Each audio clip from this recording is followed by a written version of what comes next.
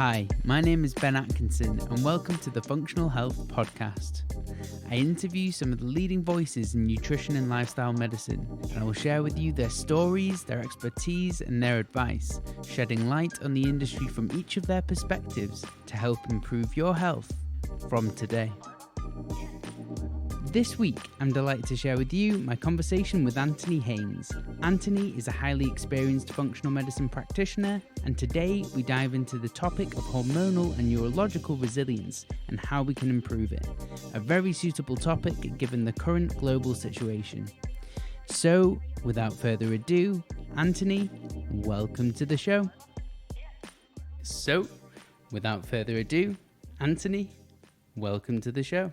Thanks so much, Ben. Really great to talk to you. Really looking forward to this conversation. I am so glad to talk to you, and it's been a long time coming. I know just before the podcast, we were just talking about the first time we met at the IHCAN summit, which was years ago now. It was years, although when you said the date, I felt like I'd met you when you were much, much younger, but you were just a bit younger. It was about 4 or 5 years ago, wasn't it? Yeah, I think it was actually 2016, maybe. Yeah. I've got a feeling. But yeah. Long time. But anyway, really good to connect with you now. I'm really pleased through our mutual friend, Elizabeth. Yes. Fantastic. Yeah, he's brilliant. So let's dive into the podcast, talking about resilience, particularly hormonal and neurological resilience. Just for the listeners, this might be a relatively complex topic to what we've spoken about before on the podcast, but just all I would say is bear with us, because I know I'm going to learn a lot just from speaking to Antony prior to this call. Yeah, I will hope I can make things, and I'll do my best to make things in as plain English as possible. But it's fascinating. The more, since we arranged this, the consideration I've had for the subject matter, which is all about what you're going to ask me about now, it's actually sort of grown. It's grown into an appreciation that's actually been all the greater, precisely because you've asked me to have this conversation. So I want to appreciate you for that. I've learned more about just how relevant it is. And of course, talk about the timing in the global situation as well. I mean, it's a brilliantly fantastic topic. So what are we going to talk about, Ben? Resilience. Resilience, exactly. Resilience. It is a remarkable thing. On the face of it, I've had the great fortune of actually presenting over 350 different presentations and webinars since for the last 29 years. And this is the first one. I've given one presentation on resilience, which actually this conversation was born out of that webinar presentation I gave fairly recently. But it's since the conversation, since considering the things you've asked me about as well, I really have appreciated the absolute importance of resilience and how all my peers and colleagues who are nutritional therapists or other therapists have actually been supporting their clients for their own resilience without necessarily knowing it.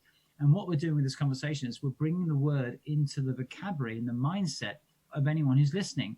In resilience, and we're going to explain what it means, what you can do, and specifically with regard to nervous system and hormonal system, and how nutrition plays an absolute vital role in it, as well as lifestyle choices as well. So I'll look to address the sort of the whole gamut of things, not just key nutrients. I'll talk about biochemistry, and I'll talk about hormones and negative feedback loops, neurotransmitters, possibly even enzymes involved in neurotransmitter metabolism, as well as hormones, and also key nutrients. And there's been lots and lots and lots of studies. Scientists have been paid salaries. So these times, before any lockdowns ever existed on the planet, of course, these guys went to work. They went to work. They left their families, they left their wives or left their husbands, and they went to do research papers on this topic with specific regard to nutrients too. They put the hours in. And this is the information that I've read, and I'll share some of it with you. I like that. And some of them are still going to work. Let's just Yes. clarify. I think science is still happening, although it has slowed, admittedly. Yeah, good. I hope they are. So one thing which is extremely topical, I think, right now is stress in our current environment. And we are bombarded, it seems, by bad news every single day. And I know from a personal note, this can take a mental and emotional toll on everyone. Yes. And maybe... I guess I wasn't going to start here thinking about it, but it might be a great place to start in terms of resilience from stress, for example, and in particular, talking about how cortisol interplays with that. So maybe definitely. we can start by talking about that interplay. Absolutely, and I've got some commentary to make. I mean, certainly I'll just share this with you. Since April, I have vowed, and I haven't, and I've kept the vow, and sometimes I make promises, and I'll actually answer this question a bit later as well, and how relevant it is, but being true to my word to things. But I'm never going to watch the BBC in my life again. sincerely, because it literally is an immune suppressant, hypothalamic pituitary adrenal upsetting process to hear what they have to say, whether it's true or not. And I've discovered lots of things they're saying aren't quite as they appear. So it's listen to bad news all the time. I mean, it really is, it's generating fear. And that process was actually the very process that put the German population into the hands of Hitler. And effectively, whilst I'm not likening it onto anyone, but it's the same process of basically entrenching everybody in a fear state. Now, when we get stressed and we're overwhelmed by certainly the environment around us, and we've got what's going around us, and it's what's going on for me. So we've got a stress to do with ourselves, a stress to do with the world, and a lot of us can pick up the anxiety from others. And what that does is that stimulates in the brain. It goes, oh, says the brain. So it's a stimulus. It's a stimulating process, excitatory, and that leads to a hormone from the anterior pituitary called adrenocorticotropic hormone, or ACTH. So adrenocorticotropic hormone. In Latin, that means the hormone that goes towards the adrenals. And then the adrenal glands release cortisol, which is the most abundant stress response hormone, cortisol. We may have heard of hydrocortisone. Well, cortisol gets converted to cortisone in the body. So it's our own steroid hormone. Mm-hmm. And cortisol is the prime hormone for stress. And if we raise the right level, we have a good response to stress. So it's the anti-stress hormone, as well as being called the stress hormone. If we have enough of it, then we can mount a response. So I mount a response to it, so it actually mobilizes my access to fuel, to convert glycogen to glucose. So I've got energy. I'm ready to run. I'm ready to flee. I'm possibly also ready to freeze as well. So it's but usually it's fight and flight. And it's really first described by the brilliant Hungarian-Canadian PhD scientist called Dr. Hans Selye, and he wrote a book called The Stress of Life. I've got a copy on my shelf. You probably have on yours. Published many, many years ago and republished many, many times. And his studies were really done with rats, but really he discovered something called the General Adaptation Syndrome, the GAS, where he identified that individuals, when exposed to certain stress, you get an elevated response, so elevated cortisol, which is exactly what we should have. Brilliant. It's an anti-stress hormone. It helps us to deal with the thing. And the trouble is, the human body is only designed, in fact, most animals and human bodies are designed for short-term stresses. I can handle that. And then it goes away. Okay, so recharge, and the levels of cortisol come down. And so we have this, great. And so we actually now come on to the definition of resilience, which is really bounce back ability. I was thinking of one word, if I could, as a synonym. I think bounce back ability is not technically a single word, but bounce back ability, it really does sum it up. No matter what you've been through, you bounce back to exactly the state you were in before. Mm-hmm. So I liken it to the classic picture of a sapling tree that's planted, and the wind blows it, and you can see it bends over in this cartoon image we have in our mind's eye, and the sapling bends over, and then after the wind is blown and etc., it comes back to level. Now, in this example of life, I would assert that if we are the sapling, then actually it's winds from all directions. It's not just one direction, it's actually the other. So it's from northeast, south, and west we get the wind. So we actually need to be adaptive and flexible in all directions, but ultimately we want to see at the end, when this is over, when it's over, when the stress is over, are we standing straight? And effectively, so it's to me, resilience is hopefully as a metaphor that conveys what resilience is. Mm-hmm. It's the ability to bounce back. It doesn't, no matter how low we get, the sapling is bent to the ground. Well, gosh, that's awful. If that was the way it was going to be, then we are in a crooked state. There's no doubt about it. But if we come back to that once the duress is and the stress is gone, that's resilience. So it doesn't mean to say someone has a panic attack. Well, the panic attack could be an indication of the sapling bending, severely at an angle. The panic attack is like, I'm not handling the stress very well. But if you bounce back after that, that's resilience. So we all may handle things a different way. You may have heard someone say, I can handle a crisis, but it's the domestic stuff of multitasking in the kitchen with the kids and my work and the money and the thing and the noise. I can't handle all that. But I can handle a crisis. I can handle when there's a fire in the house. I am cool and I sort it out. But when there's all this multitasking and someone's nagging at me and there's food to put on the table and the doorbell rings and I lose my rag, sort of thing. Some people are better off handling big situations compared to small ones. So the stress hormone cortisol it's the most abundant, really one of the most important hormones that we've got. We've got lots and lots of hormones, but it is one of the major ones produced in the adrenal glands, which sit on the kidneys, and that's the anti-stress or the stress hormone. But as I said, Ben, we're only designed for short-term bursts of that. It's the chronic stress, especially if it's chronic and acute, that can be negative. Now, it's well been documented by doctors and my colleagues as well, that if they, one of my doctor friends said, if he gets a teenager who's in a bad way, in a poor mood, depression, even suicide ideation, the first thing he recommends them to do is to stop all their social media. And so we come to your conversation about well, the news, what's going on with stress. Yes. Then I would wholeheartedly, absolutely categorically recommend they do not watch any television of any news anyway. Maybe watch some comedy program that makes you laugh.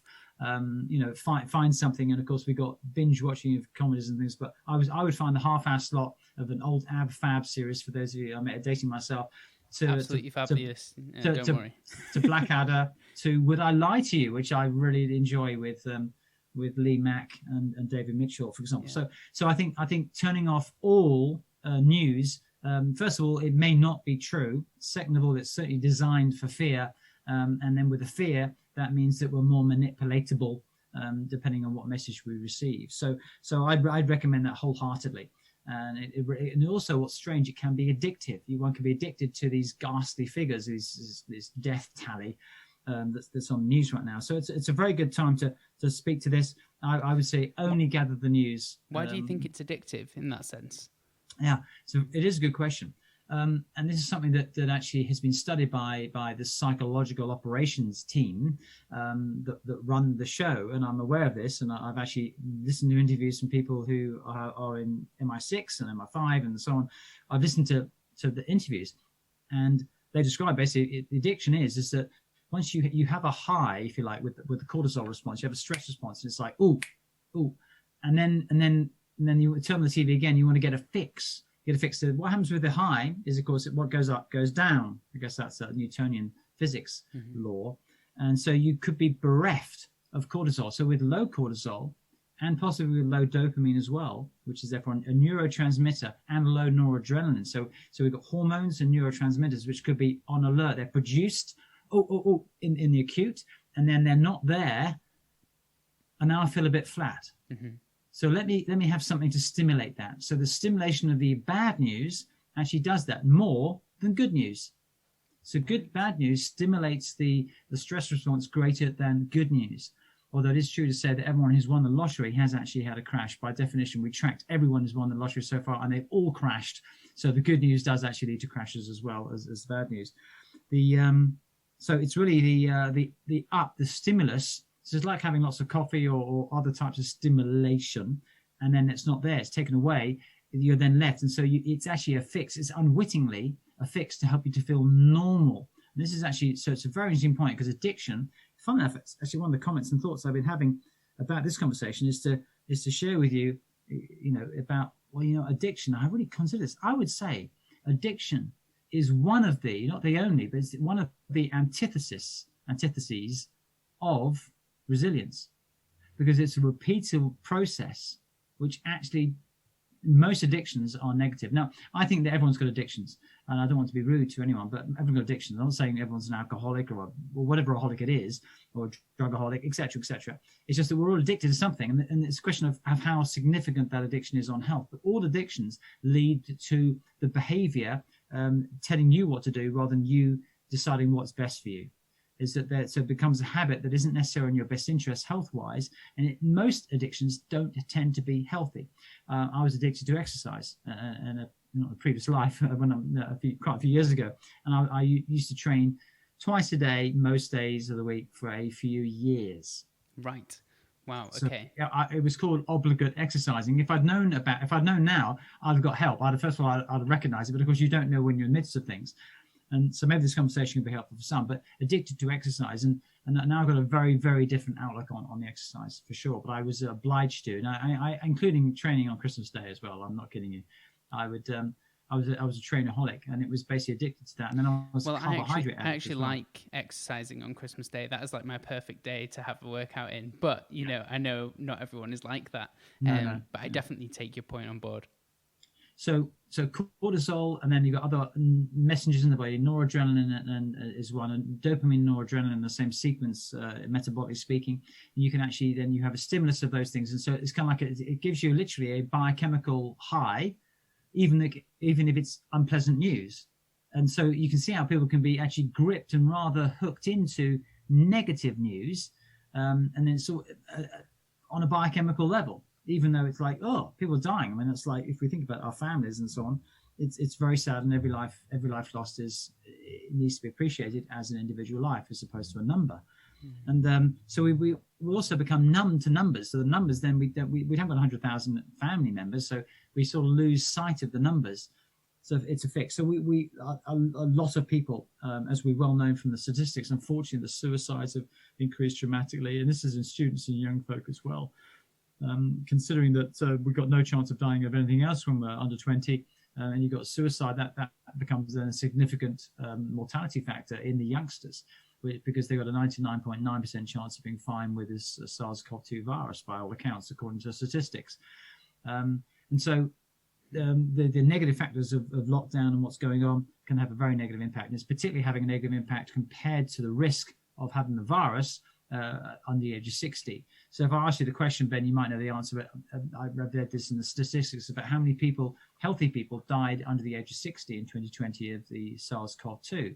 And I was stunned to see the number of 388. Well, that is astonishing. But I think it's over 80% of the deaths or fatalities have been in adults above the age of 70 years old, and normally when they have comorbidities anyway.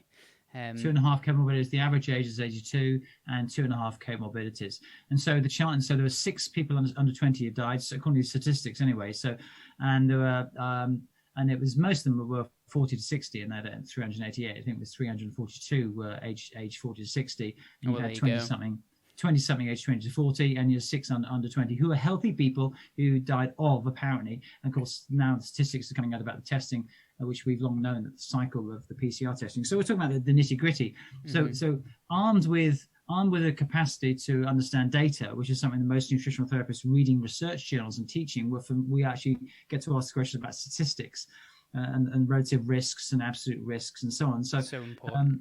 And the stress is therefore having, by definition, if we got a 0.000 chance of having a problem under the age of 60, and maybe a lot of our audience who listen to you are under 60, you've got a minuscule risk if you've been infected by any virus or SARS-CoV-2 virus or whatever variant that might be around. You've got an extremely low.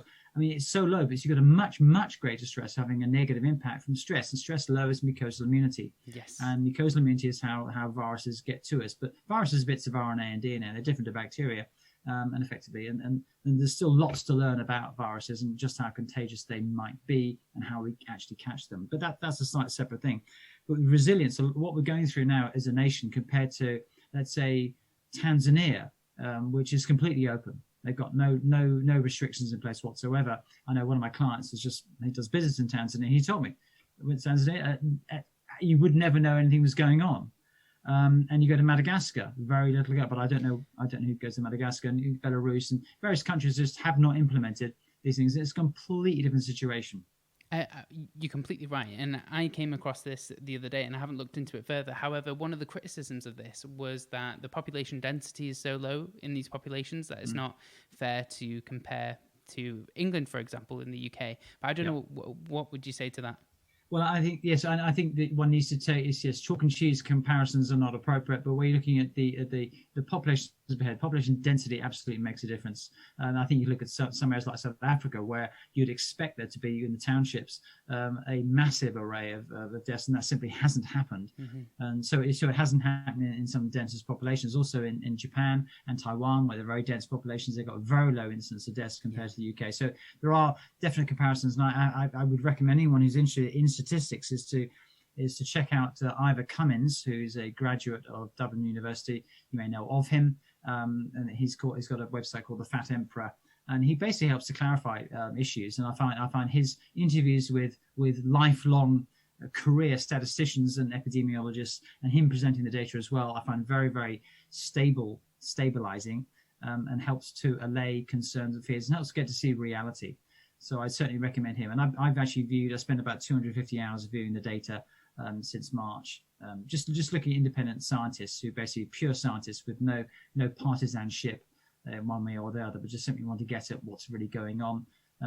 Because otherwise you've got the situation where you've got statistics and damn lies. You can say anything you want with statistics. So it's actually really appreciating the data, looking at patterns and curves, and having people with no other interest in mind other than sharing the truth about the statistics. Mm-hmm. They've got no other axe to grind, so they're completely apartisan or non-partisan. So with resilience, so cortisol, big stressor, and over time, our adrenal glands, the little fatty gland, which is like a mitre peak of a shape, on the called the adrenal glands, they produce cortisol. They can over time, they can fail to produce the hormones that are being asked for, and so it works through a negative feedback loop, just like your thermostat does for your central heating at home. You get a stimulus from the boiler. Oh, the boiler's on. You heat up the radiator. So when the heat goes up, the sensor, the thermostat registers. Oh, the house is warm enough. I'll turn the boiler off. Mm-hmm. So it works just like that, a negative feedback loop. And we're designed for short-term output of cortisol. But if we get this day after day after day after day, what happens is the thermostat becomes blunted to picking up the temperature in the house. So it keeps on pumping out the hot water. So it gets sort of hotter and hotter without registering.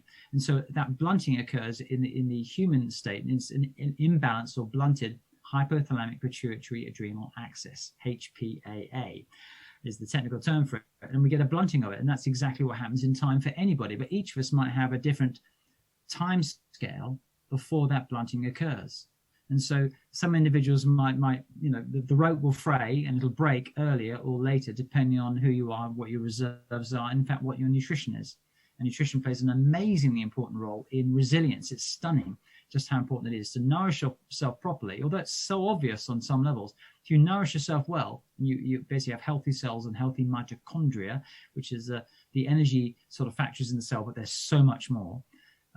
If you've got healthy sets of those and they can produce the right energy, you can withstand an awful lot. And so better nourished folk are better off in many ways in terms of all kinds of duresses and stresses. So cortisol is the major stress hormone, and undoubtedly it suppresses immunity over time, and it also interferes with thyroid hormone, and then can interfere with energy, and it can also lead to poor memory. It can also lead to a whole array, osteoporosis, even with long-term high levels of cortisol. So it's a bit like having your own steroids, which actually have a whole array of side effects. Mm-hmm. So cortisol, a very, very good thing, but we don't want too high level over time. And also if you have prolonged stress, then the system in the body will, literally the rope will fray. And it's a question of really when, not if, it will break.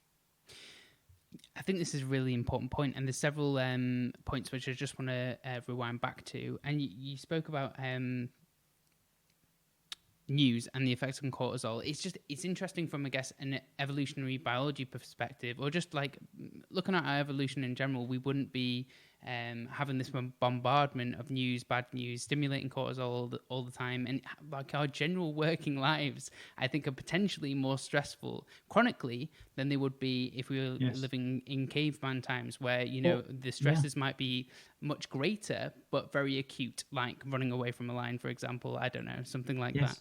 Yes, you're right. And I think since the advent of the internet, things have changed. So since the advent of gaslight, so with light, and therefore we can actually stay up later than the sunset would permit. So since gaslight, so basically electronic lights, and in the industrialization, that process has allowed us to live and keep awake for longer. But also since the internet, things have changed. And I'm 55, and I've had probably half my life before and half my life after, or less than half my life after, if it's 30 years or something on the internet.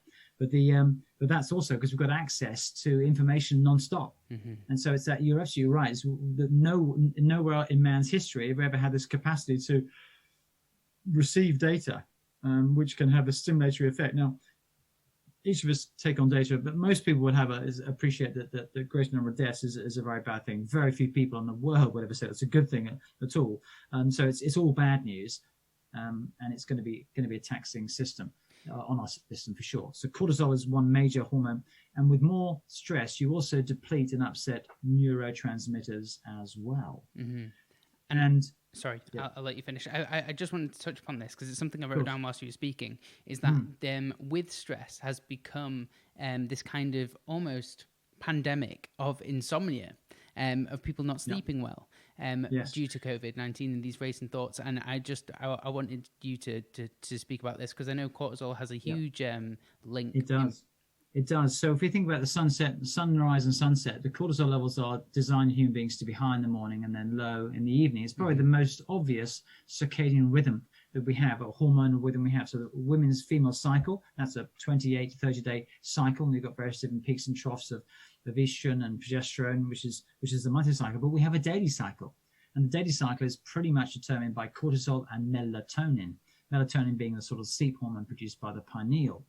And if you've got elevated cortisol, you actually stop your melatonin from being produced. And elevated cortisol at night, when it should be a low level, definitely keeps you up.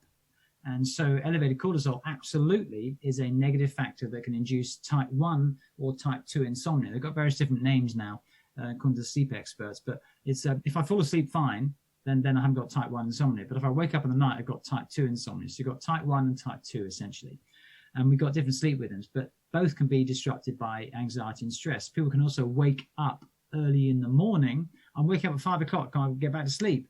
So it's not, so insomnia is any disruption of sleep. So it's either can't fall asleep because my mind's too active or for whatever reason, or you wake up an hour or 2 or 3 or 4 after you go to bed. And then there's early morning awakening as well. So just to give 3 basic categories of poor sleep. And then that, ironically, for those individuals who actually have poor sleep at night, it then leads to an elevated cortisol the next day through having one poor night of sleep. And so you can see how the vicious cycle begins. And I've seen many, many clients, and I have done for many years, who basically come to see me specifically for the fact that they are chronic insomniacs. From what you've said, it just highlights that sleep is such a foundational pillar of health. I mean, I know Rangan talked about it in his book, and then Matthew Walker has popularized the book, I think, Why We Sleep. Yes. And it just seems to have a knock-on effect with literally everything. It seems like if you sleep less, you're going to perform less with your exercise. You're going to be able to not be resilient from the stresses that you have in your everyday life. And you're also going to have more cravings to like increase ghrelin, for example, during the day. So you can get more hungry. Yes, so in fact, yes, sleep absolutely imperative, and so cortisol plays a prime role in that, and you really want to have a low level. So sleep hygiene is now a term that we use. What's your sleep hygiene? Because it's so easy to get disrupted. I've got these blue light blocking glasses on. At 9 o'clock, I put on my amber shades, the amber, and it actually just, my brain feels different in seconds of putting them on. I'm actually just calmer brained, and I go way too fast most of the time. I have lots of thoughts, and my mouth tries to keep up sometimes. It's and I do really find it useful. Now I sleep very well as it happens, so that I'm very fortunate for that. My wife doesn't so much, so I need to be very careful. And it really does affect her health. So I live with someone who has a great sensitivity to having disturbed sleep, and it can be crippling. It really is a major factor, and then it diminishes our capacity to have resilience, which is bounce back ability. We don't bounce back. And so the sapling, if we're using that analogy, has been bent and then it doesn't come up right. It's like, hang on, I'm not functioning at my ideal level. And so the stress hormones, or the anti-stress hormones, again, brilliant in that short term of like, wow, what a performance. You run over there, you picked up the heavy thing, you took it out of the way, and you saved the day, and the fire was put out, and great. But if it goes on, if you've got low grade, it's something that can be more subtle and more negative. But of course, we've got a raised level of what they perceive as a sort of new normal level of stress. It's a new normal. This is our general stress in this country, I would assert, is that the base level is higher. The background noise is much higher. And that's taxing cortisol. So that it really is challenging. So it's also challenging our neurotransmitters. And serotonin is the calming antidepressant neurotransmitter that actually converts to melatonin. That can be interrupted by cortisol. It also can be interrupted by many other things too. So we've got some key players on the biochemical level. You've got cortisol and melatonin, very, very important hormones. And then we have serotonin, which is the precursor for melatonin, and we have a hormone, a neurotransmitter called GABA. And it's not really worth knowing it, but it's called gamma aminobutyric acid. And the GABA is the most abundant and important of the calming, it's called inhibitory messengers in the brain, called neurotransmitters. So effectively, neurotransmitters are like brain hormones. They're signaling agents, and they command activity in the cells. And you want a balance between excitatory, you want to have enough get up and go neurotransmitters like dopamine, noradrenaline, and adrenaline, but that's only rarely, and glutamate. And then we've got calming of GABA and serotonin. We want balance. So it's like a seesaw. We want balance. And the more you've got excitation, the more you actually use up the inhibitory neurotransmitters. So it literally is like a seesaw. So if you've got more of one, you'll end up with less of the other. So if you've got too much the dopamine and noradrenaline, it will actually deplete the calming neurotransmitters that are there really designed to create harmony and balance. And when we've got a low level of GABA, what tends to happen is it makes anyone's brain tend to go round and round on a certain subject and have more thoughts. And so it leads to anxiety. So low GABA leads to anxiety, whereas low serotonin tends to lead to poor mood. And the more duress we're put under, the more we deplete these calming neurotransmitters of GABA and serotonin. There are questionnaires that one can take, and you can get a pretty good idea whether someone's anxious or whether they're actually sort of grey, flat, and depressed, and that may link much more to serotonin. Are they open to the public? The questionnaires are available readily. In fact, I'm sure you do a DuckDuckGo search and you can find them for sure. So they're available. Certainly, I could send you the questionnaires I've gotten. I haven't created these things. I've seen them from experts in the field who've written books on the subject and so on. Well, I'll be sure to link to them in the show notes. I'm sure that'll be hugely interesting for people. Yeah. Just to dive into what you said a little bit deeper, because you mentioned talking about depleting GABA and that causing anxiety, serotonin that causing low mood. Are there actions that people take which deplete one but not the other, or deplete more of one? Oh yeah, nice question. That's a really interesting discerning fact. Oh, that's specifically low in GABA and that's specifically low in serotonin.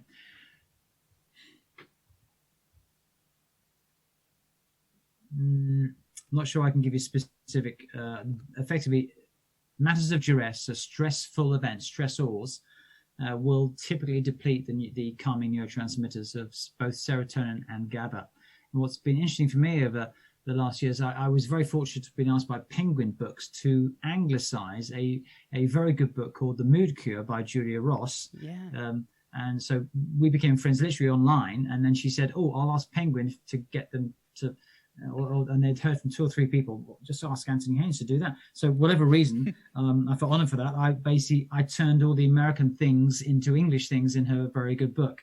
And certainly she's got a list of questionnaires in her book. So it's 20 years old or more. And she wrote The Dark Cure and The Mood Cure. But The Mood Cure is a very, very good book. It's still very pertinent. She's a practitioner in the States, a natural practitioner who accesses hormones as well, whereas natural practitioners in this country are not in a position to use hormones. And I learned a lot about the messengers of the brain. And I think certain individuals will typically be more disposed to be more anxious. And anxiety can then lead to depression over time. Mm-hmm. And other people tend to have depression. And both states of mind often are actually affected by lots and lots of overthinking, even if the person in front of us may appear, they may not be verbose, they may be quite quiet, but that does not mean to say they're not having more thoughts in their head. So overthinking is a pattern. It's a question of, you can't really always guess that unless you're trained in the field. Certainly psychologists will be aware of it. But you can be quiet, the quiet one, and you can have many more thoughts than the loud one. I guess an empty vessel makes the most noise, that sort of thing. But so low GABA will tend to allow thoughts going round and round and round on the same subject. Those things are extremely common. And then in order to allay that anxiety or to feel better if you're feeling a bit blue, you'll naturally want to do something. It's like your brain will be seeking out, like a laser beam, searching out, what can I do? What can I possibly do to feel better? And so then I'll engage in that behavior. So if I switch on the TV and I get a bit of a fix, it gives me a temporary fix of, I can be more anxious, but I'm uplifted by the stimulus of bad news. Or I'll have a drink, or I'll eat something. If I eat something, then the energy goes more to, I'm going to eat my anxiety, and then I'll eat the food, and then I get used to sort of comfort eating. And many people have a disordered eating pattern due to stresses, and they sort of most people tend to eat more, mm-hmm. but I know some folk who then criticized by their friends. And so I envy that person. God, whenever they're stressed, they lose weight. I wish I could be like that, for example, I hear. And so we develop habits and means to simply conquer the imbalance. And I will suggest immediately a way of helping to deal with that situation in a practical sense, for sure. We can do it nutritionally and we can do it in practical terms. So just helping before you move on to that, Antony, sorry to interrupt you there. The Julia Ross book, actually a very good friend of mine, just to add a personal note to this, gave me that book after they used it, and said it was just life-changing for them. So that Fantastic. Is just a testament to that. And I didn't know you had input in that book. So I'm in the index as the man who put S's instead of Z's. for the anglicized vocabulary and a few other bits, but not much. But I went through every single word of the book, loved it, and thought, gosh, I wish I'd written this, which is a testament. And good relations with Julia Ross. I haven't been in contact with her directly, but it is a very good book, and it can be life-changing because it talks about the biochemistry, and therefore gives us the power to help manipulate in a very good way our neurotransmitter balance, which determines how we feel, and then how we feel and what we think. And as Gandhi says, the thoughts that we have shape and create the world in which we exist. And if your thoughts are flooded with negative thoughts, then that world will become yours. Whereas if you have thoughts that are positive and uplifting, that will be the world in which you exist. Absolutely. And there's always people, and we're going slightly off topic there, but I will bring it back, I promise you. And there's always people I feel that can just have days where they're always constantly looking at the negatives which are happening around them. And I remember saying to it, well, it was a work colleague at the time, just count every single positive thing which happens to you today. And if you're just focusing on the positive things which happen in the world, you are going to have a much better outlook on life and a much more positive outlook on life, rather than taking everything as it comes in. Because especially now, the majority of stuff which we're surrounded by is negative. So I think that's a hugely important point. Yeah, and there's a responsibility of the media, which I know they are being sued by a number of different groups of class actions and individuals for the information they're giving out. I know that's happening, and I know the government's being sued. It might come to nothing, but I'm just sharing with you there are people who are taking legal action about the negative impact and the negative news that is being disseminated, which is massively affecting the population. And if we think about 388 deaths below 60 years of age, we know that the harm done by the anxiety and stress is going to be an awful lot more than those sad lives lost, for sure, for many different reasons. So there are ways of looking at it, certainly, and being in a space of gratitude, of giving thanks to help to overcome this. And it can be, and it's putting into practice. It's the regularity of things that counts. And then we talk about neuroplasticity, which we can also talk about. Is the more often you do something, the more likely you are to create a neurological pathway for that thought process involved in that particular activity or thought. And so it's called neuroplasticity, and it's also referred to by the biohacking world, where individuals sort of biohack, they sort of do things habitually and they create new ways of being. I had the great fortune in 2016 of going to a conference held by the Institute of Functional Medicine on the brain, and Norman Doidge, the author of the Brain That Heals Itself, and other luminaries of neuroplasticity and brain function were there. We had all the relevant people whose names I can't necessarily list to you right now, but neuroplasticity was discussed, and apparently you can create a new neuronal pathway. So if you're used to thinking negatively, well then all I can recommend you do is identify, just as you've identified them. Be grateful, identify and be grateful for the positive things. And we can always find positives. And first of all, it may not feel right. Well, I don't feel it, Antony. I don't feel, the sun rose today. I don't feel very positive about that. Or the blue sky was there, or somebody opened the door for me, or somebody sent me a smiley message, whatever it might be. If you do it regularly, and you particularly feel, and the key is the emotional aspect of it, if you feel the positives. So that's why simply having a positive outlook and using maybe positive affirmations doesn't necessarily always work. You need to feel it emotionally, and that helps to create the new neuronal pathway far more profoundly than if you simply said the words. So you say the words with feeling. I'm so thankful and grateful that I am fundamentally fit and well. I'm so thankful and grateful that my family fit well. So thankful and grateful that my uncle recovered from that virus and has got no problems. I'm so thankful and grateful that I'm being furloughed. I'm being paid while I'm not doing much. I'm so thankful and grateful I could get fit while I was in lockdown. I'm so thankful and grateful that I have a job. I'm so thankful and grateful that my parents are still around and they're okay. There are so many things to be thankful for. I'm so thankful I can put food on my table. I'm so thankful and grateful I can make decisions. And if you do that for how long? It's 42 consecutive days. Apparently is generally the minimal time to create a new neuronal pathway. It's like the answer of life in Hitchhiker's Guide to the Galaxy. 42 is the answer.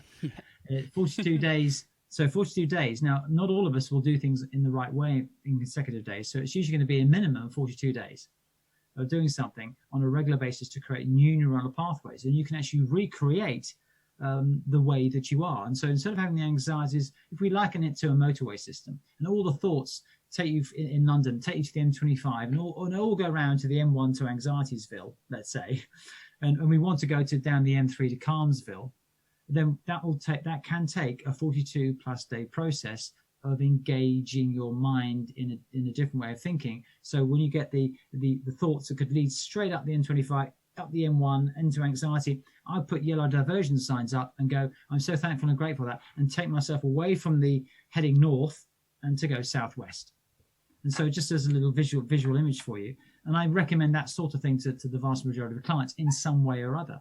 Also, there are also means of countering that. For example, when I heard the stats, if you believe the stats, then it's pretty depressing. So I went and looked and searched out these career statisticians and epidemiologists, and I read Nobel Prize winners, and there are actually there are over 40,000 scientists who are of the same opinion, because they've signed a declaration that actually states a somewhat different picture than that which we're being painted. But I haven't watched any BBC News or any ITV or Channel 4. I haven't watched any news since April, because I realize it's just going to be a negative factor. If I want to get the data, I can go on the Office of National Statistics, which I do. I can go online, look at the stats.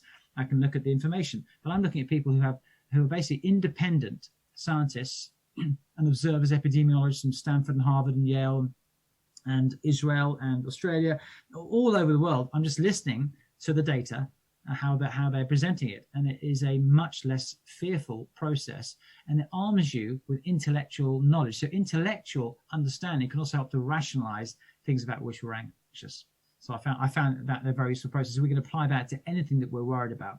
If it's about money, then you can say, well, actually, learn a bit more about figures and money and percentages, and you speak to, the banker or the financial advisor or the person you're in debt to, whatever it might be, and you can actually grapple the numbers. Whereas if it's a figure, oh my God, I owe £10,000 or I owe £100,000, whatever it might be, it can be overwhelming if you carry that around with you every day. But if you have a way that you figured out, well, actually, over the next couple of years, if I put that much aside, I can then whittle it down, etc. So you can rationalize it and then overcome it through intellectual understanding.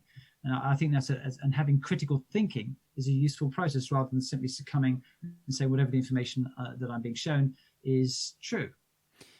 Yeah, you're absolutely right. And there's a couple of points there that I want to touch upon. The first being, I guess that addictive thing plays in here. So the fact that it's negative and that they're always getting this more and more negative information, and therefore it's more and more addictive. The second point that I would like to make is when you're talking about we're able to find the statistics and not read the news, for example, or look at the news, or however you absorb this kind of information. My girlfriend's got notifications on her phone, which I'm desperate for her to take off. What I was going to say to that is I think we're in a fortunate situation where we know how to seek out these statistics and also read them. And when I think statistics can be manipulated in a number of ways, and they certainly have, the news is, but media in general is bad for doing this. And they do this normally to sell a story, and they don't necessarily show something which is false, but the way they twist the statistics makes you think it's much worse than it is. For example, currently, they say how many deaths or fatalities have occurred within 28 days of testing positive for COVID-19. We know there's some issues with the testing, but also if you look at the majority of cases which are in the hospital, and at the very start of the pandemic, when you saw that huge peak, a lot of patients did have COVID-19 within the hospital and were just getting tested. So even if you didn't have symptoms and it wasn't affecting your condition, but you were, fatally ill, you'd be tested for COVID-19, die of the condition that you came into hospital with and being treated for, so nothing to do with COVID-19, you put down as a COVID-19 death because you died testing positive for COVID-19. Yes. And in fact, this came in the Irish Parliament. There was a video I saw yesterday. It was a committee hearing within the Irish Parliament, very clearly Irish accents, and the questioner asked the expert, who was actually appearing on a screen rather than in the room, and said, so if a guy had a heart attack and went to hospital and he basically heart failure, and then they tested him because they tested everyone, and he's got COVID, and then he died of heart disease, would the man be put down as a death due to COVID? And the medical doctor on there and said yes. And then he said, well, this guy came into hospital, he broke his leg, was in hospital, they tested him for COVID, and then let's say that something unfortunate, let's say he got, an unfortunate situation of a clot or something due to breaking the leg, and he died, he would be a COVID death. And he said yes.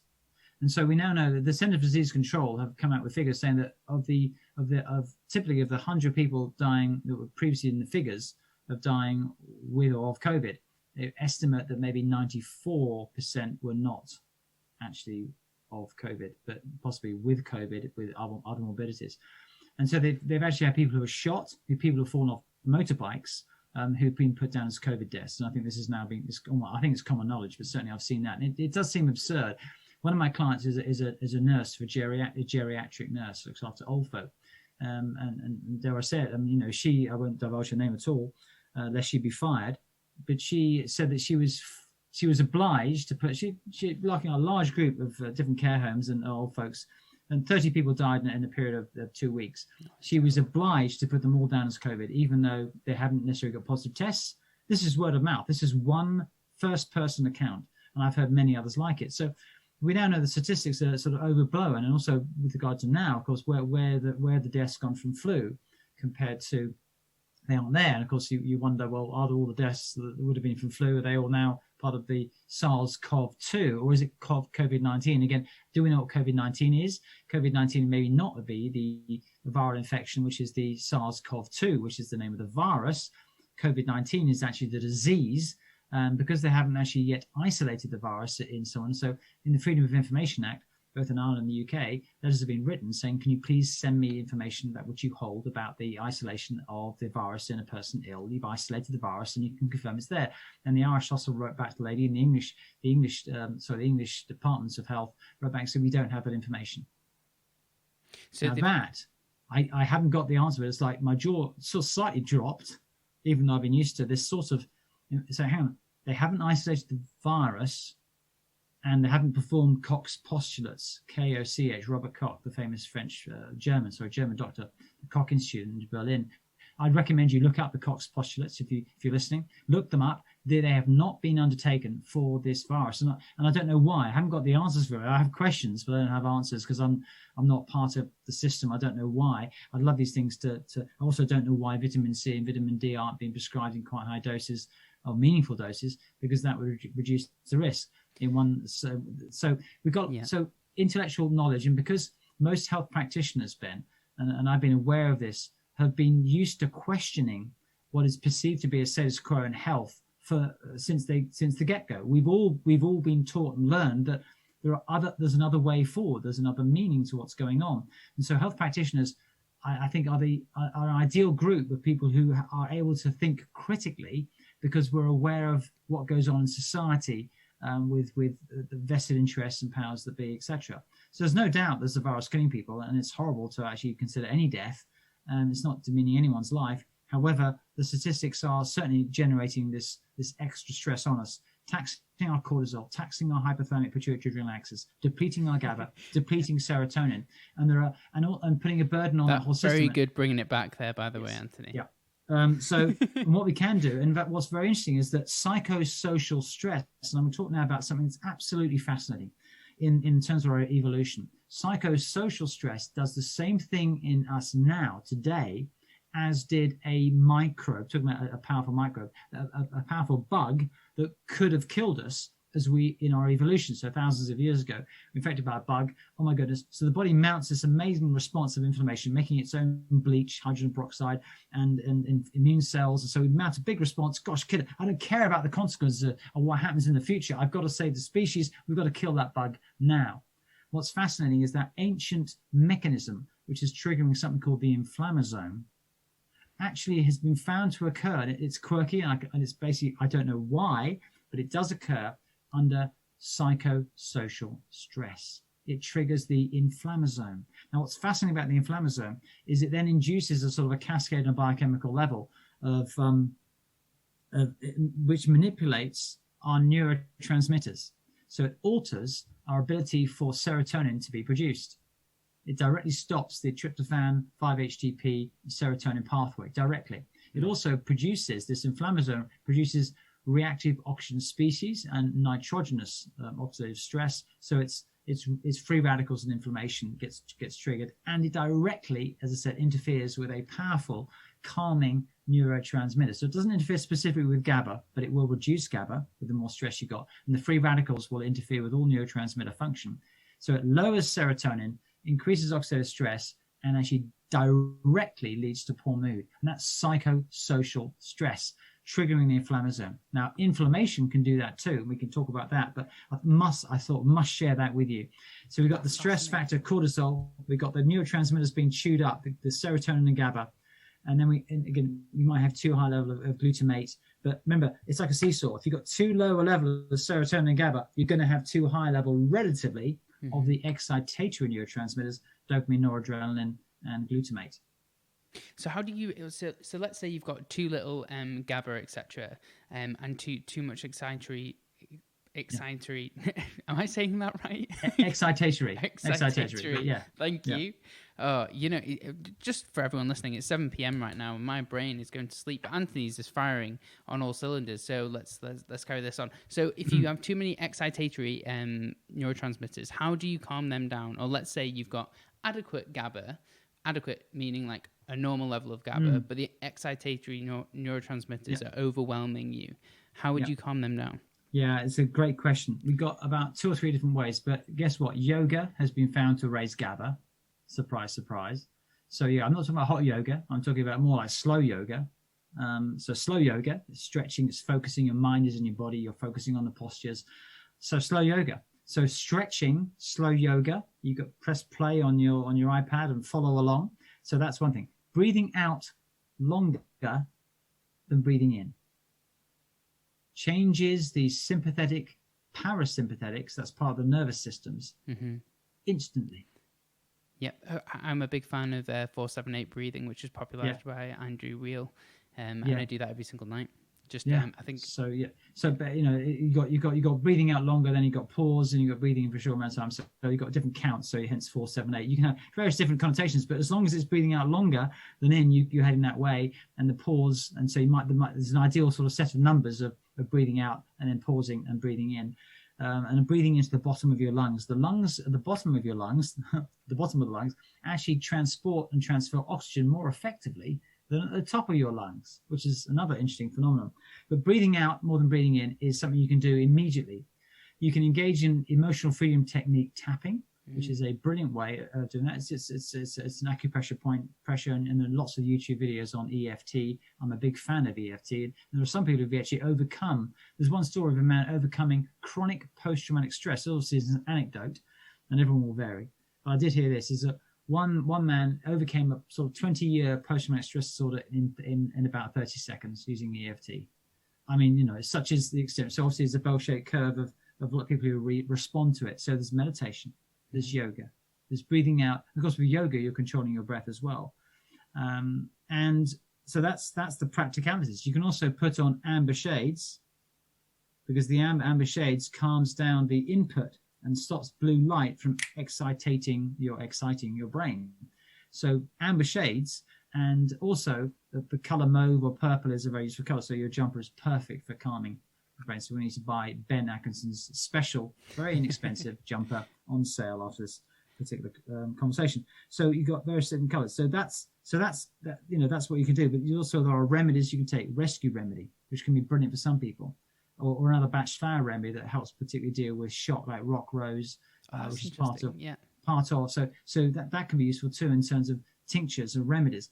If you want to, on a regular basis, you can take L-theanine, which is a natural supplement from green tea, but not without the caffeine. And theanine supports the production of GABA peripherally, but also then that can then affect what's going on in the brain. So theanine is a calming agent, and theanine with GABA is available from supplements outside the UK, which is available online. So theanine and GABA supplements, although the GABA doesn't cross the blood-brain barrier, I found it to be, I've used it in over 500 clients, if not more. And it can work tremendously well. It can work within 10 minutes. Right. Okay. Well, that's really interesting. So, what do you think is going on there if it's not entering the blood, going through the blood-brain barrier? Well, there's one brilliant neurologist who I could never challenge on the scientific level, but having recommended a supplement. So, I mean, it's probably, to be honest, it's more like 1,000 clients over the last 20 years of theanine and GABA, and having absolutely tremendous benefits on reducing anxiety, panic attacks, phobias. That supplement was then discontinued because GABA was then not permitted for sale in the UK due to perceived risks. But of course, there are no risks as far as we know in certain doses. It's extremely safe. The tablet's out of the body. And then I learned after having witnessed this, hundreds and and thousands of times, because an individual would then feel calmer every day they took it. So if you take 500 people and they take it and they tell me about 30 instances in their last 6 months that they felt better on it, of course that adds up to thousands of instances where this remedy worked. And then I learned, oh no, GABA doesn't cross blood-brain barrier. It can't possibly. Well, I just witnessed it reducing the stress. So I believe it supports the overall peripheral nervous system, which then has an impact on the central nervous system, rather than necessarily massively increasing brain levels of GABA. But L-theanine does promote GABA levels in the brain. So I don't think it's, I don't think it's like direct, but I think the overall effect in the body is a calming one. And what happens in the body affects the brain. I'm not ever saying or claiming that suddenly the brain levels of GABA suddenly rocketed and that calmed everyone down. But having met people who couldn't fly because they literally would, and their hands were dripping with sweat and they had to go to the loo a few times, even at the mention of it, like a Pavlovian response, and then take this remedy of L-theanine and GABA and fly, completely fine. A man with agoraphobia, I spoke to on the phone. This is the days when phone call consultations were not very common. It sounded fine on the phone, but he couldn't go outside because the lamppost kept attacking him, apparently. So agoraphobia, clearly a mental issue. He didn't want to take medications. He felt fine in the house, but just couldn't step outside. So we got him a poster pot of this theanine and GABA through, and literally he took it and then walked outside. He was fine.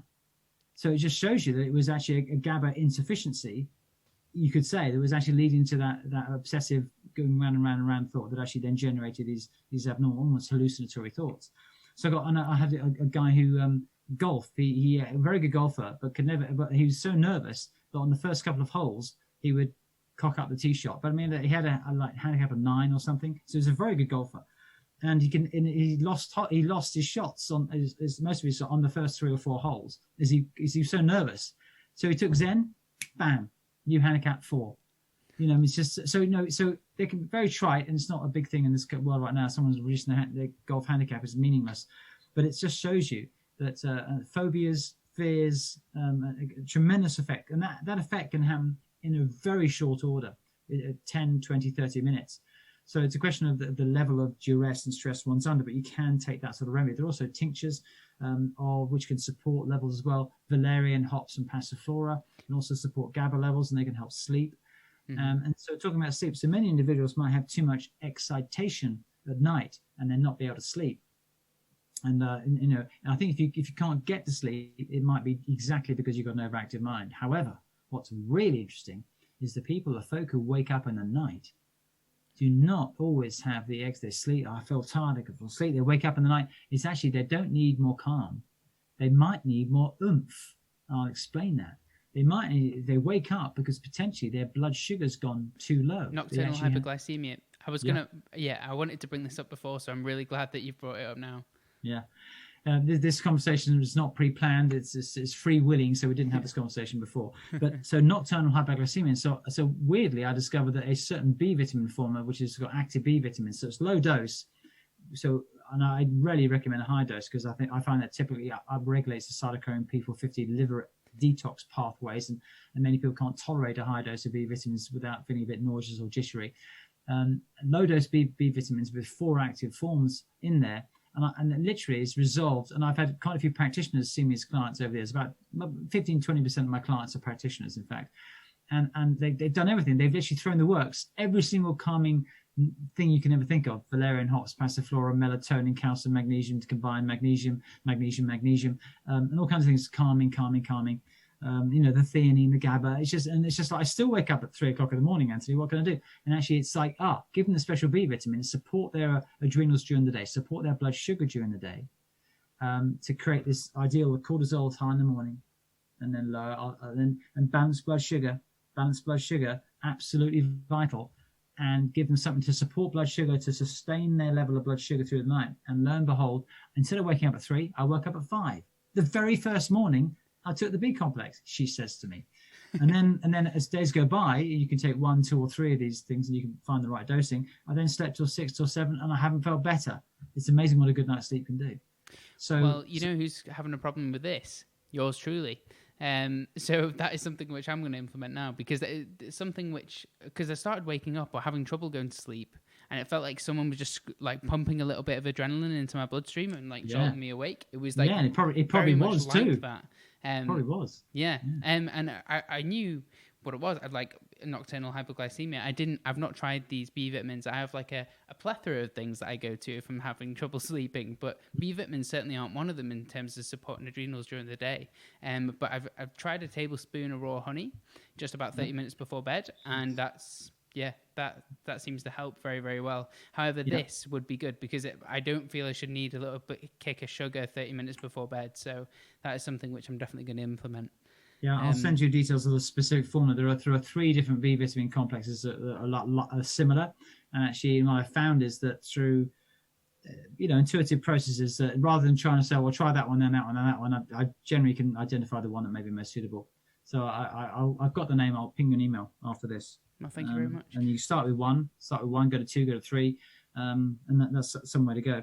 B vitamins are also very important as cofactors for quite a lot of the neurotransmitter metabolisms as well, and so there may be a factor in there potentially, but I would say fundamentally it's got to do actually with adrenals and blood sugar, and also it's the energy produced by the liver being the major organ for glucose production. Essentially it's the major factory, and so the adrenals are the messenger and the liver is the factory making the glucose. So often it could be not just, it's not to do with neurotransmitters, it's actually got to do with liver energy. And therefore I will be looking in the case history of such a person as yourself, were there any other indicators for having a liver issue, or any signs or symptoms associated with the liver, because the liver performs 500 functions a day, etc., etc. And so there may be other factors that may point towards there being a liver issue. So the liver is one of the major producers of inflammatory cytokines, and inflammatory cytokines trigger the inflammasome.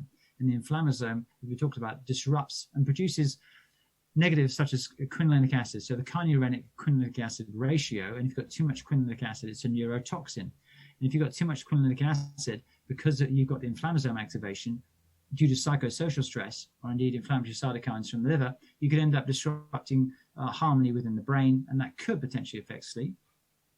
It could also affect the liver. The liver's aggravated itself by not being able to detoxify things properly and having too much oxidative stress, which is remarkably common in the modern day. I find in my clients, a lot of individuals need antioxidants for the liver to reduce cytokines, inflammatory cytokines, which are naturally there to protect us, but then that triggers the inflammasome. So we want to stabilize our blood sugar. We want to have an antioxidant-rich diet to mop up those free radicals. We want to, and then we also want to appreciate certain practicalities of breathing out long and in, engaging in EFT if that's appropriate, finding yoga rather than sprinting on the treadmill. The high-intensity training, HIIT training, which I've enjoyed from time to time for sure. Of course, if you do that at the wrong time of day, or you do it as part of the get out of my anxiety state, which is a good distraction, you actually perpetuate that's giving you a sort of upper fix, and you're going to have a downer from that. So in our hectic worlds, maybe we don't need hectic exercise. Maybe we need calm. And I've certainly been, I've fallen foul and made lots of mistakes because I basically was a high intensity exerciser for too many years, and it was like, wow. And I felt absolutely exhausted.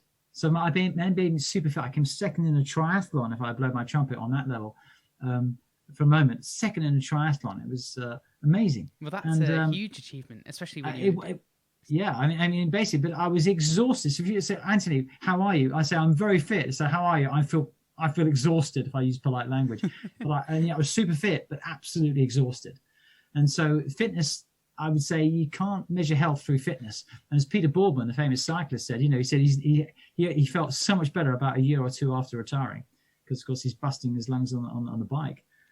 So it's very interesting to hear people after that. The first and second year of my time at university doing my biomed degree were probably where I looked the best in terms of aesthetically, in terms of like low body fat percentage, physically fit and performing well.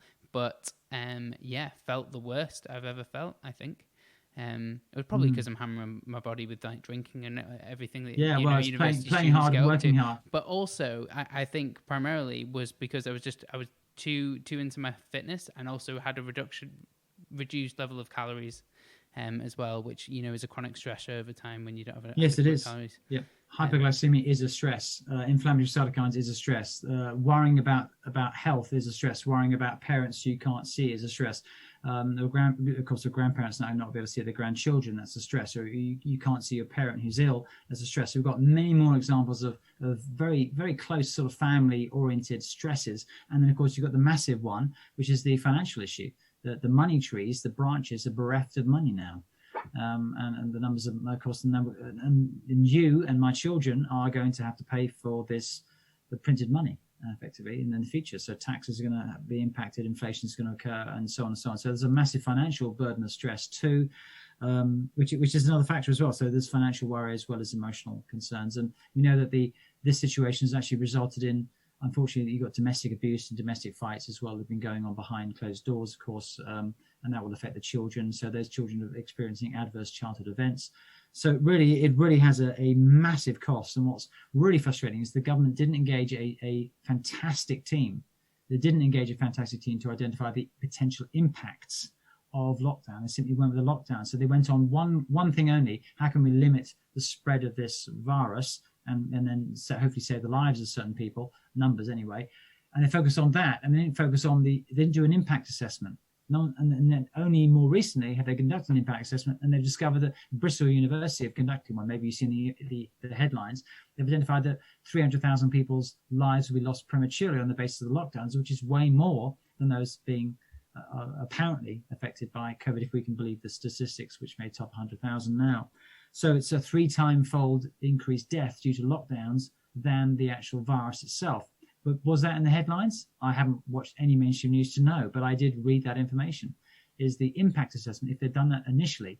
So again, it's all about knowing and then appreciating what's going on. But ultimately, for those of us listening to this conversation, is, of course, there need to be practical things, and do ask me questions about that. But you get the idea that there's a hormonal thing with cortisol, melatonin, neurotransmitter thing with GABA and serotonin. The great news is you can, in moments, change that through certain habits and practices, slow yoga, maybe even Pilates, EFT, breathing out long and breathing in, 4-7, well, whichever. 4-7-8 is what I use. 4-7-8, yeah. But you're right. There are many different variations of that.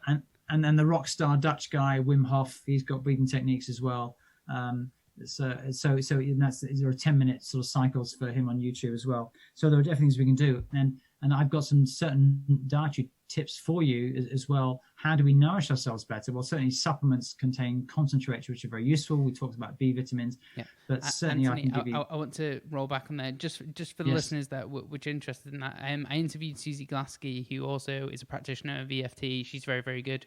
I'll link to that in the show notes for people. In terms of breath work, I interviewed Richie Bostock, which I'll link to that in the show notes for people as well, who's a wonderful practitioner of breath work.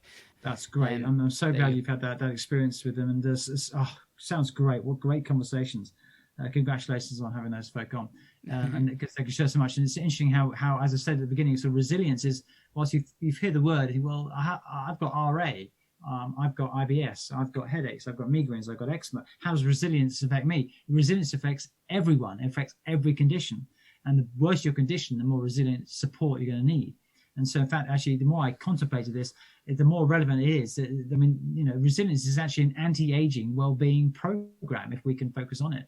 And so it's having those other resources to hand is a very useful thing. Massively. And you were going to talk about diet, where before I rudely interrupted you. Yeah, no, sure. No, it's great to have a flowing, I call it an Italian conversation where people sort of apparently speak over each other, but they still communicate. So with diet, effectively, carbohydrates. So we're looking to minimize inflammation, optimize antioxidants. And to do that, so there's various different types of diet. And when I looked at the types of diets that were available on the market, and I was writing a book on diet that was called The Insulin Factor in 2004, so many years ago. And I looked then, and there may be more now, but there are 1,200 different types of diet. 1,200. 1,200. I mean, there've got to be variations of the same thing. Yes. So like a Venn diagram. I guess you got the Eskimo diet here, and I guess you got the Hudzu tribe diet sort of on separate poles, and the Aboriginal diet. Obviously, South Beach diet. So the Mediterranean diet is well characterized as it's basically high in colorful vegetables, olive oil. It's non-saturated fat proteins with fish more than meats, for example. And it's also, what's fascinating when I listened to a debate on the subject, is the one key factor was missed out, and I'll share it with you, is the time in which it takes to eat it. Right. Okay. Absolutely key. And so what's fascinating is there has a picture, they had pictures up of sort of paleo, and it was actually Lauren Cordain was actually on the stage, Dr. Lauren Cordain, the godfather of paleo, because he never created it. He's simply someone who identified that's what we used to eat. And of course, you used to eat different things depending where you were on planet Earth at the time, way back when. So Lauren Cordain was on the stage. He had a great advocate of the Mediterranean diet, and so they were basically sort of pinging back and forth. And had a fantastic MC who was handling the situation very well. And but then the person talking about the Mediterranean diet did something fantastic with a video of the French or Italian family. He put it on slow motion.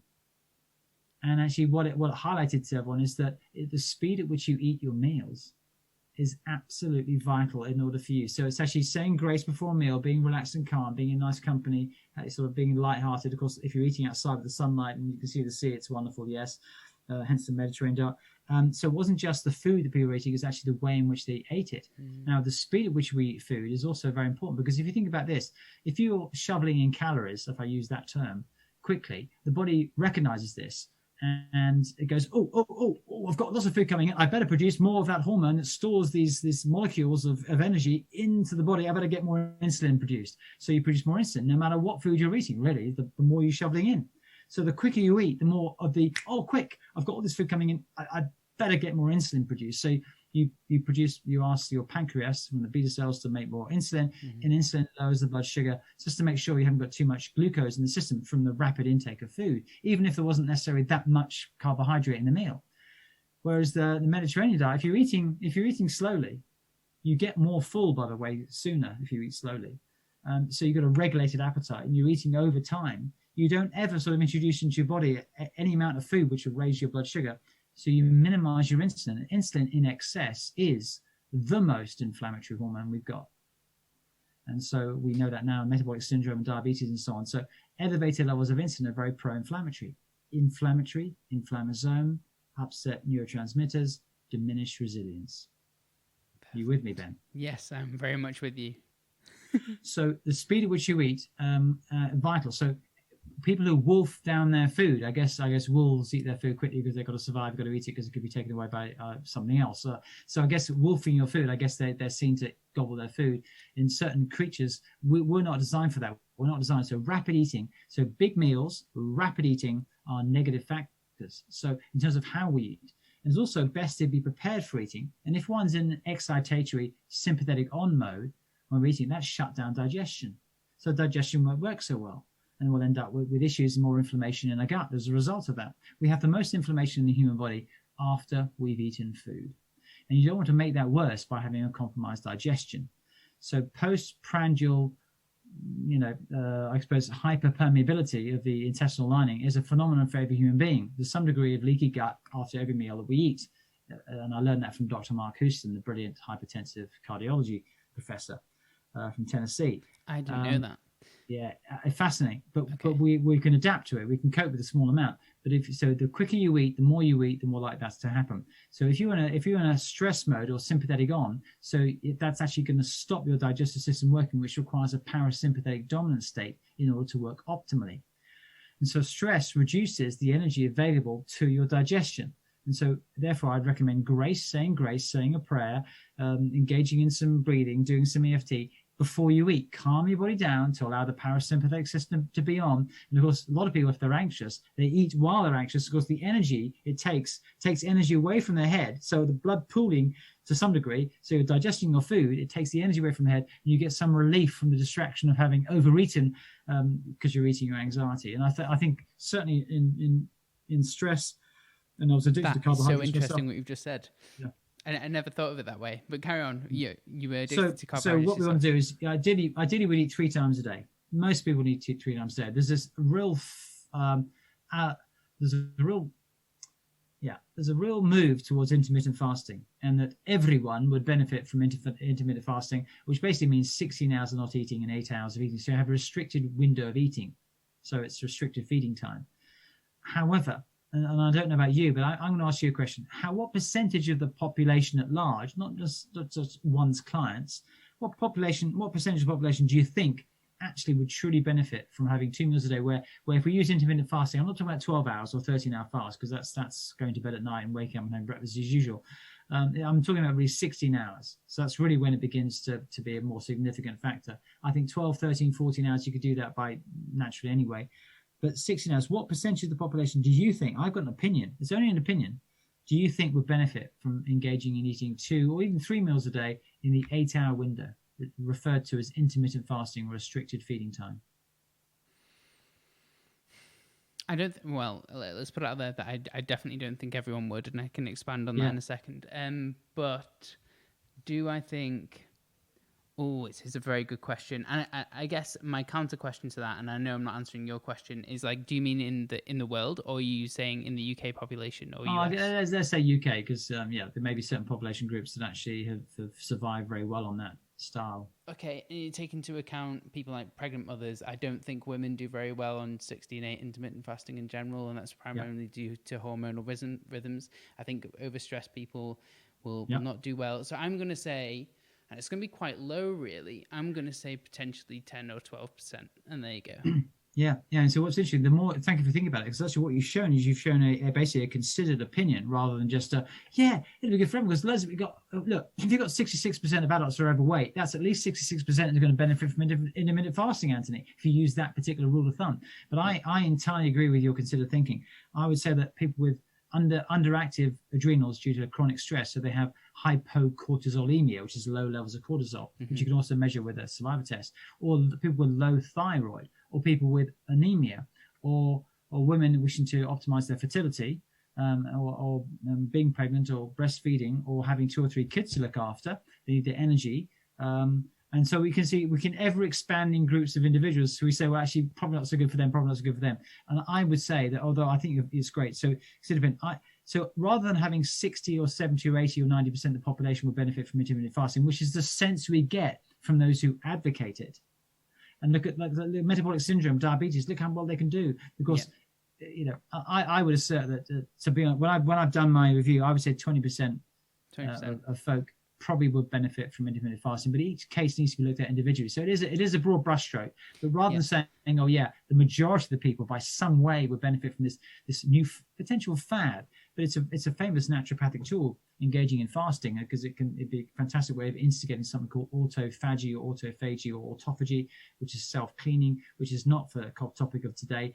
But in fact, it's interesting is that extremely interesting as well. But just to interrupt you for a second, Anthony, and I know I keep on doing it, but it's very hard over Zoom to not. Yes, of course. Or jump in the middle of when you're talking. Go. But with intermittent fasting, I always think it's quite interesting, like the actual name of it, because it's more like you said before, time restricted feeding. And intermittent fasting means like fasting intermittently throughout the year, for example, which I think is actually more beneficial potentially. Doing more 2 to 3 day fasts, you get deeper into this autophagy that you've just touched upon now, and potentially benefit more people. Yes, so I agree. So it's about sort of it's about the vocabulary, meaning, what it means, and I agree. And sort of some meanings like the word clean, i.e. clean, it's sort of been hijacked. So it's almost like it's a hijacked term. Intermittent fasting has been hijacked by those who refer to 16/8 or something. And therefore, there's more numbers. It's not 4, 7, 8. It's 16, 8. So we've got different numbers. And then people have hijacked the word clean. Clean. What exactly? Well, I wash my food before I eat it. It's like that's not quite what I mean. Clean. So what does it mean? Clean. So you got orthorexia, and you got people who are actually addicted to eating only really healthy foods for themselves, but they don't really know what's really healthy for them. But they get stuck on these limited range of foods. So. Again, meaning and what's common, and lots of people have an emotional expression in terms of the way they eat. So I do have, so it's the Mediterranean diet, that style of eating. It's very easy to find out what that is, effectively. So it's not vegan, it's not vegetarian. It's having protein sources, and certainly in France they even use organ meats more, perhaps as well. But certainly fish, protein, vegetables, colourful vegetables, olive oil. Olive oil has been found to reduce the oxidation of LDL cholesterol, the bad cholesterol, within 2 weeks of consuming a certain number of grams, 7 grams a day of olive oil. I mean, so it's a very good agent for cardiovascular health. It can prevent that oxidation. It's oxidized LDL, which is pro-atherogenic, and that's why that's relevant. But cholesterol is only one of 51 risk markers for heart disease, and it may not be the most important one by any means. I've never seen a case in my life where cholesterol has been the most important factor ever, and I never will. So we've got that. So we've got carbohydrates. All carbohydrates lead to glucose. So it's really limiting carbohydrate intake, not having none, not saying go keto, go very low carb, but it's a moderate to low carb intake. But I would say this, I would maintain that that having no carbohydrates at breakfast is probably going to suit more people than having carbohydrates at breakfast. So there I've just said that 51% of people would benefit more, but it could be 75% or even more people would benefit from having no carbohydrates at breakfast, but having some carbohydrate at lunch and dinner. And it sounds contrary because we have this expression of having breakfast like a king, have lunch like a prince and dine like a pauper. Mm-hmm. And it's sort of, well, that makes sense for digestive purposes because then we're not going to bed on the full tummy and so on. However, I actually don't believe that at all. I don't believe anyone should eat large meals. So no large meals, no large carbohydrate intake. And I would say most people are better off having protein and fat for breakfast and no carbohydrates. So the bowl of porridge or oatmeal, as Mark Hyman says in one of his many books, Dr. Mark Hyman, the chairman of the Institute of Functional Medicine, he says, oatmeal or granola, we thought that was healthy. It ain't. The carbohydrates start the day, not good news. Yeah, I mean, I agree with you on the most part. However, I do know some people where it seems to work fairly well. If you look at their markers of health, for example, but I mean, we can dive into. I said, I said majority is at 50 to 75%. Absolutely right. But I was just highlighting the point that it doesn't work for me. I work on the protein to fat thing, so I have normally less than 15 grams of carbs, if I'm being honest. But this morning I had a smoothie and I had 160 grams of berries, and that was my carbohydrate source. And the rest of it was nuts and chia seeds, etc. But that's kind of what suits me. If I have any more than that, I tend to have cravings basically within 3 hours. It just seems to go through. Yeah, because what's happening is the blood sugar, and of course, if there is a nocturnal hyperglycemia. So we're talking about resilient blood sugar balance, resilient adrenal response, and of course, what's vital for us. And so I've been a practitioner for 29 years, and who knows what the next 29 years will bring. Is listen to what works for someone. So I think nothing is saying, look, we're dictating. Ben and I are figuring out how to solve the world's problems. We're not. It's actually, I would say, listen to what's successful. So if I just said, how'd you get on, Ben? You said, Ben, when I have carbohydrates in the morning, I have a craving through. I say, well, maybe the carbohydrates aren't so good for you. And you go, I'll try the low carb. Yeah, it works for me, Anthony. So I think trial and error and listening. So as one very wise doctor said, the most valuable tool or asset that I have is my ears. Listen. So obviously it's eyes and ears, listening, appreciating, receiving data rather than simply spewing. This is what the research shows and so on. So it's very interesting. The man who coined the term metabolic syndrome is called Dr. Jerry Reaven. I think he worked at Harvard. Was it Stanford? Maybe Stanford. So Dr. Jerry Reaven, Reaven. He's a research scientist. He never actually seen a single client or patient for one-to-one support, but he worked with groups of people looking at research data. So there was he, and then there was Barry Sears, PhD, who wrote the Zone book, and he was on the dais, and they're having a conversation. Well, Barry Sears, he took swimmers in the Atlanta Olympics. He had 7 of his devotees, according to his 40-30-30 diet, won medals in swimming, which is pretty cool. So right under his direction, 7 medals were pretty impressive. So clearly it's working. 40-30-30, balancing icosanoids, and had a great pleasure of meeting Barry Sears, who is an interesting character. So you had Jerry Reaven, and all Jerry Reaven can say, he says the research shows this, and Barry Sears says, well, no, everyone is 40-30-30, and then we had Phil Maffetone, who is a brilliant clinician. Not heard of him. Okay. Phil Maffetone. No, he's a legend, but very modest and not got out there in a sense. And this was some time ago, but basically a brilliant. He was a kinesiologist and one-to-one practice. So basically, the answers they had was the research shows this. To any question, Jerry Reaven said the research shows this. Do this. Whatever it was, so like intermittent fasting for everyone. Do that. That's it. Barry Sears says, guess what? The Zone diet's going to work for you. The Zone diet for everyone.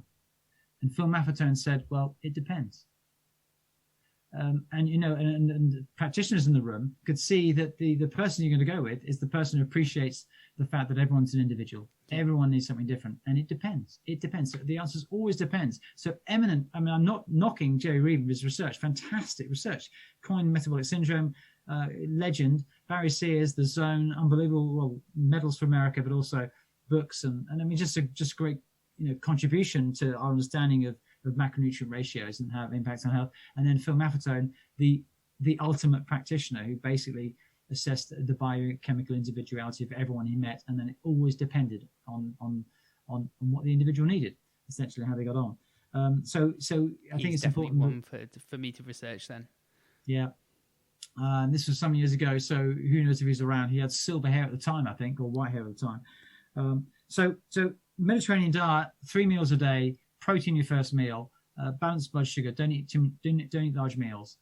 Eat a wide variety of foods with lots of colour in to provide the polyphenols and the antioxidants, the flavonoids that provide the antioxidants to reduce inflammation. Reduce inflammation is vital. If you balance your blood sugar, you're also reducing your inflammation from having too much insulin.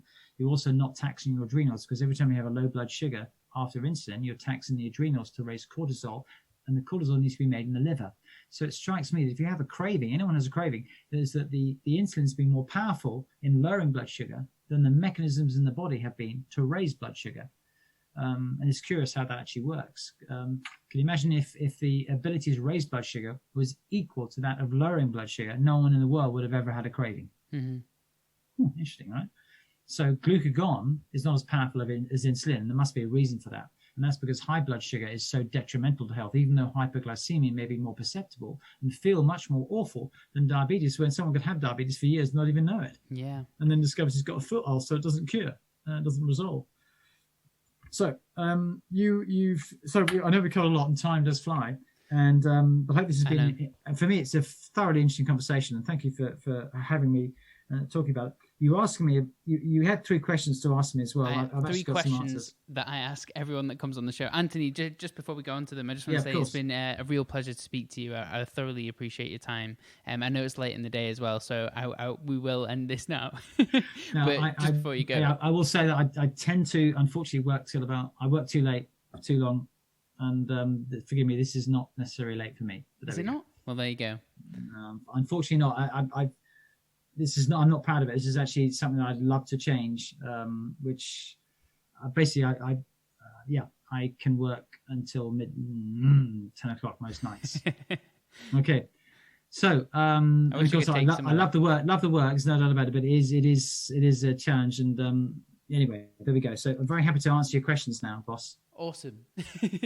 Well, the first question, which I ask everyone that comes on the show, what is the most impactful change that you've made in your life and why? Yeah, and I got that in advance as well, the question, so I thought about it, and various different answers come. Impactful change. Well, I didn't know it, but I'm celiac, so avoiding gluten had a massive effect on me. Avoiding oats had a bigger impact on me than avoiding wheat. So I'd say that I thought I was non-celiac gluten sensitive, but then it turns out that I'm actually celiac. And so, but ultimately, avoiding gluten, avoiding oats has probably had the biggest impact, because I was addicted to both. Mm-hmm. And I had gut issues and just basically sort of didn't feel good, and brain fog and bloating. So I guess physically that changed. I would say, I'm going to answer your question, I'm going to be rather cheeky. And so I think the change I made, and I made a decision very, very, very early on in my life, about 7 years of age, and I'm 55 now. I made the commitment to being fit no matter what. So come rain, come shine, come freezing weather, and nowadays it's freezing outside, I still train it in 0 degrees. I've got some weights in there, and so basically I'm less committed to being fit now, but I'm more committed to being strong. Mm-hmm. And that's actually to promote to basically prevent sarcopenia manifesting, so lack of muscle mass as we age, and then also to strengthen my bone mass, but also to support my physical resilience. In fact, so it's absolute. So forgive me. It doesn't matter what's going on, and you may be able to relate this. Doesn't matter what's going on. I'm going to be keeping fit and strong. So that's basically had a big impact, because effectively it's fortified my body in order that I can work so many hours until 10 o'clock every night, sort of thing. So it's actually not that I'm proud of that, and I really wish I didn't have done that. So that's the answer to that question. Fantastic. And the second one that I ask everyone that comes on the show, I should really stop saying that. How can healthcare become more integrated with the kind of modalities that we have spoken about today? Well, it's fascinating because it expands on the conversation we had earlier, but I think the recognition of the term resilience, so bringing it into the consciousness of actually talking about resilience and appreciating that there's an awful lot you can do nutritionally. Virtually everything you can do nutritionally is going to support resilience on some level. It's going to support your cells, your mitochondria, it's going to support your adrenals, it's going to support your liver, it's going to support your brain for sleep. So in fact, really identifying resilience as a phenomenon. And so I think this podcast will support the ability of that word to actually have a meaning. And it's basically bounce back ability on every level, on a cell level, on a liver level, adrenal level, on a health level, on et cetera, so that the sapling remains in a flexible state, upright as it was before the winds came. So I think expanding the awareness of resilience and appreciating that there's a huge number of things we can do nutritionally to support us to improve resilience. I think then it can become part of the lexicon of health challenges. That person has a failure of resilience, he has a lack of resilience. And to bring into our language, what can we do to support that? Which aspect of health? Is it neurological? Is it neurotransmitters? Is it adrenal, hormonal? Is it gut related? Is it liver related? Is it ability to sustain blood sugar level through the night? So we can actually break down the piece of health. So I think most practitioners are generally looking to support the resilience of every client they see, but they don't even voice it in such terms. So that's my answer to that question.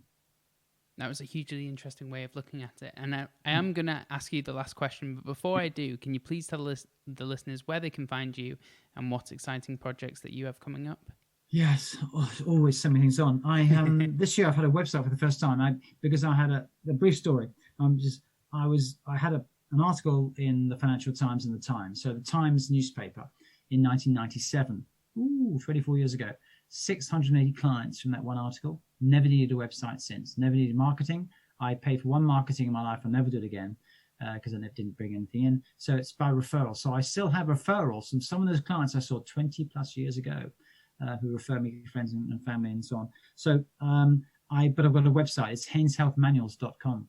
Haynes Health, Haynes, Hay as in the car manuals. And it's basically the car manuals that used to be produced for every car by the Haynes, and they are a distant relation of mine. Strangely enough, they live 2 miles away from me now, as it happens, I've learned. But HaynesHealthManuals.com, and there's some information there.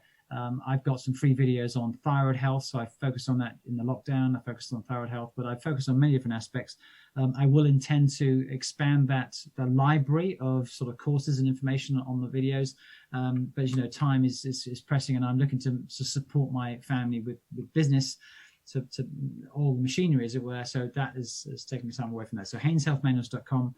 There's some free videos for you about the thyroid. My aim is to get up many more different courses, and so it's not sort of complete. So please don't complain about that. But that's a way of getting in contact with me. So that's how to contact me. Certainly, if individuals want to contact me directly, I'm very happy to give my email out. You can give that out in the messages here, but it's my name, and you can put it in your resources. Antony with no H, Antony J Haynes at AOL.com. Anyone interested in communicating with me, then do so. I can't get back to you on the same day, obviously, necessarily. But just like to hear from you. But really, I offer consultations on Tuesdays and Thursdays. I'm involved in supporting the Nutralink team in terms of nutritional supplement information and nutritional help on Mondays, Wednesdays, and Fridays. Yeah. Perfect. And I'll link to all your websites and all the resources in the show notes. Yeah. And that brings us to the final question, Antony. So can you please provide the listeners, and we've provided loads already, so maybe 3 different ones, provide the listeners with 3 quick tips to help improve their health and well-being from today. Yeah, I'm a nutritional therapist first, but of course all nutritional therapists actually become. Of course, we're not qualified psychotherapists, but we end up having the skills of psychologists or psychotherapists. I'm not diminishing the fact that being trained in it is a vital thing and it is separate. And also we become lifestyle management practice sort of experts as well. So I would say the first thing to do is have protein for breakfast. I'd say that's probably the biggest nutritional contribution I think I've made to the world.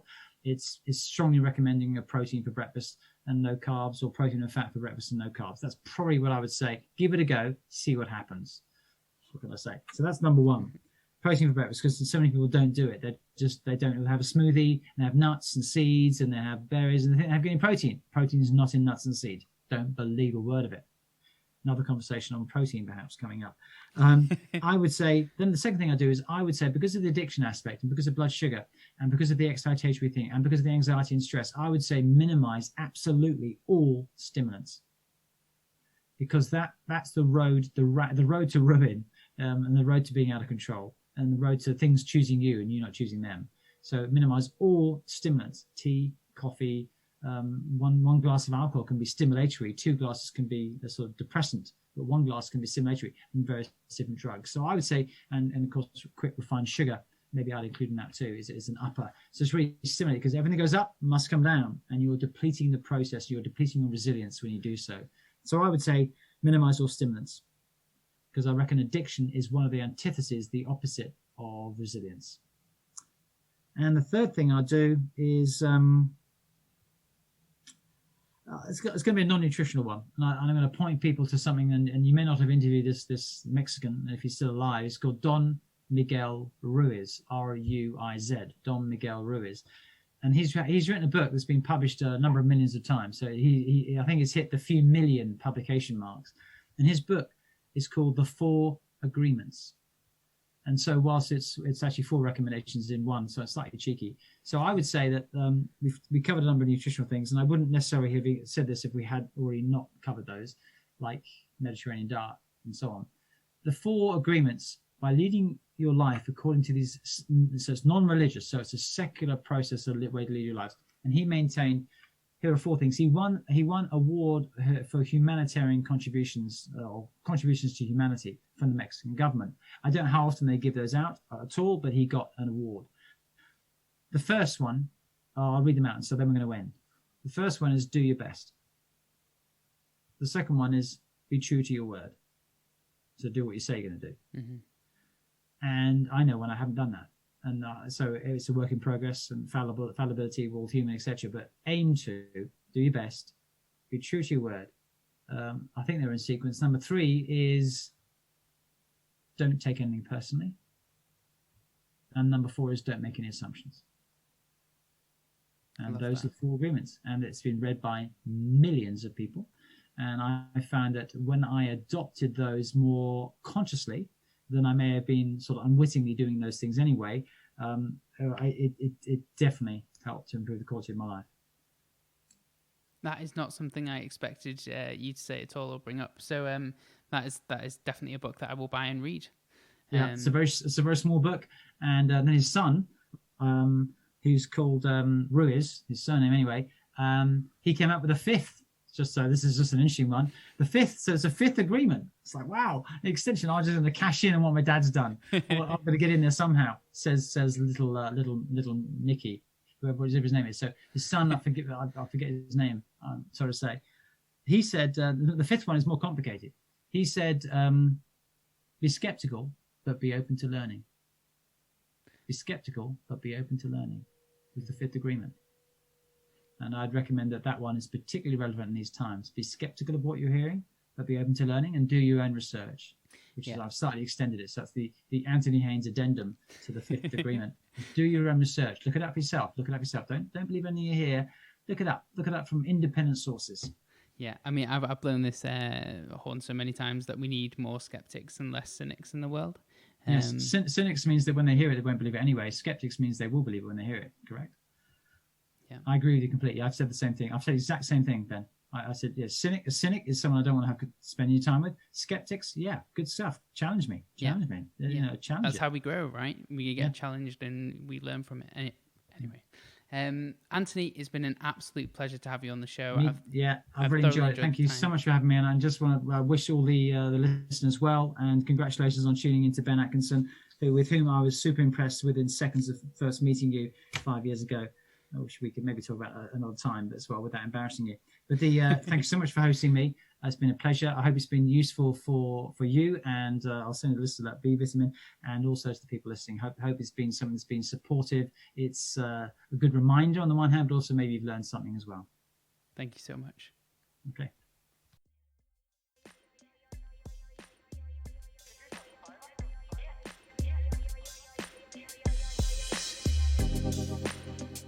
Thank you for listening to the Functional Health Podcast. You can find links to everything that we talked about today in the show notes. If you have a second, please consider leaving a 5-star rating on iTunes. It really does make a huge difference and helps get this valuable information out and reach more people.